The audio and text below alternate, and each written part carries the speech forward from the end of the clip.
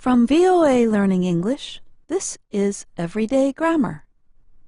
Today, we are going to explore a mysterious word in English that seems to appear and disappear at will. If you are wondering what we mean, consider these examples. One is from a classic American film, Casablanca. The second is from the popular music group Plan B. Louis, I think this is the beginning of a beautiful friendship. Now we don't talk and it's a shame. I guess I only have myself to blame. 'Cause girl, you meant so much to me. Both of these clips have something in common. They leave out the word that. Why did Humphrey Bogart, the main actor in Casablanca, not say, "I think that this is the beginning of a beautiful friendship"? Why did Plan B not sing, "I guess that I only have myself to blame"? In today's Everyday Grammar, we will explore why and when English speakers leave out the word that from a sentence. The word that can have several meanings in the English language. Sometimes it can be used to indicate an object or a person, as in the sentence, "That man is very nice." Other times, the word that is used to introduce a second clause to a sentence. You might hear someone say, "I think that English grammar is difficult." It is this use of that often confuses English language learners. Today, we are studying the word that in a noun clause. A clause is a group of words that has a subject and a predicate. In other words, it could stand on its own as a sentence. When a group of words could be a complete sentence, we call it an independent clause. I love English grammar, or I hate English grammar, are two examples of independent clauses that function as complete sentences. However, sometimes a clause depends on other clauses in a sentence. It cannot stand on its own as a sentence. When this is the case, we say that the clause is dependent. One type of dependent clause is the that clause. It acts as a noun in the sentence. It often follows common verbs like think, say, or guess, and all of the verbs that are synonyms of these verbs, like believe, admit, remind, and so on. Here is an example.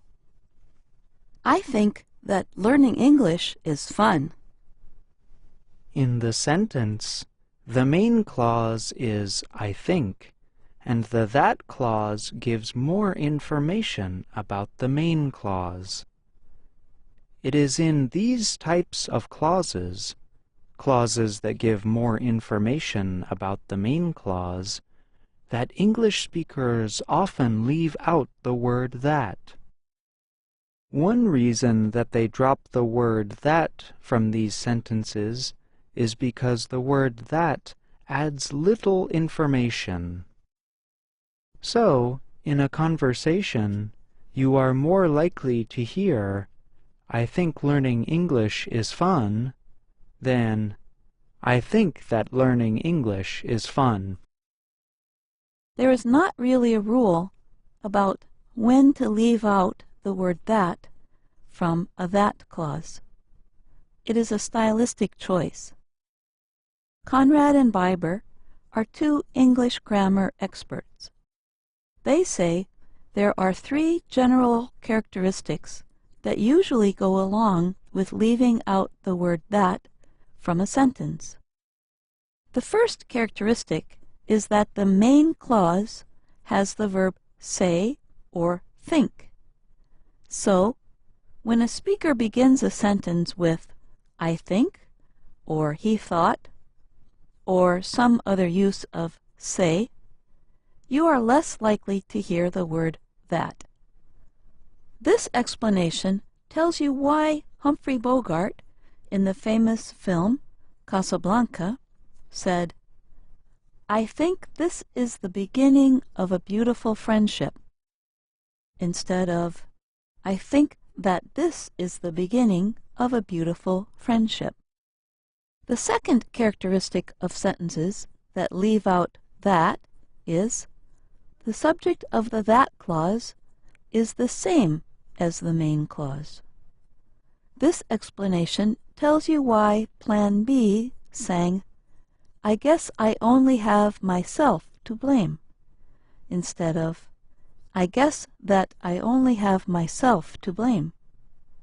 The subject of the main clause, I, is the same as the subject of the that clause, I. The third characteristic of sentences that leave out that is as follows. The subject of the that clause is a personal pronoun. You might hear a teacher say, I knew he didn't do his homework, for example. The subject of the main clause is I, and the subject of the that clause is the personal pronoun he. All of these characteristics are less common in writing. You are more likely to find a complete that clause in fiction and newspapers, and most likely to find it in academic writing. You are least likely to hear it in conversation. These characteristics of language can be difficult to learn. However, with time and practice, you will begin to recognize how native speakers leave out parts of the language. Understanding that words, such as that, are sometimes left out of a sentence will also help you read and understand English better. I'm John Russell. And I'm Jill Robbins.